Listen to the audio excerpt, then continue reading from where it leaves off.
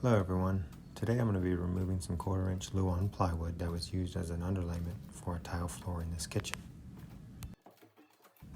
This product is usually held down by some 1/4-inch staples, about 1.5 inches long, usually spaced about 6 inches apart in the center on a grid pattern, and on the edges approximately 3 inches apart.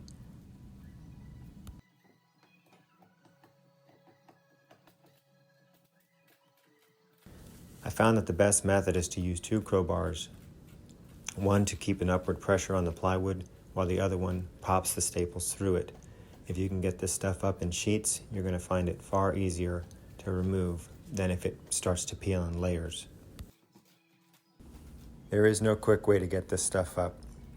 I just found that the most efficient way is to try and do it gradually and get it up in sheets. One thing I noticed quickly is that if your crowbar is not sharp, you will have a very hard time getting between the bottom of the Luan and the floor. This will make for a very frustrating moment, as you will be using a very blunt instrument to try and squeeze between 2 very tight layers. Some pieces come up easier than others, and some little pieces give you a really hard time. It just depends on how many staples they decided to pound into that area.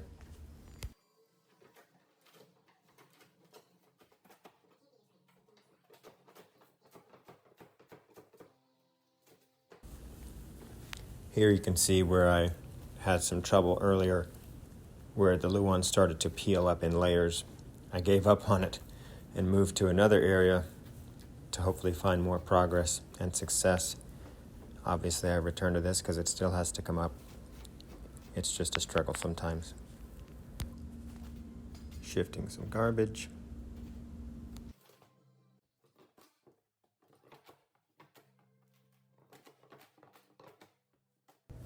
It's kind of a project where you have to go where it wants you to go. You just follow where it comes up easily and move in that direction. I found that, again, keeping an upward pressure on it as like a spring tension really allows you to pop the staples through much easier versus trying to use a crowbar only, which oftentimes will punch right through the Luan instead of prying it up. A couple of notes here at the end. Knee pads are going to be a must in this project, as the staples still sticks up and will definitely puncture your knee. Gloves, safety glasses, and a respirator will all be helpful as well.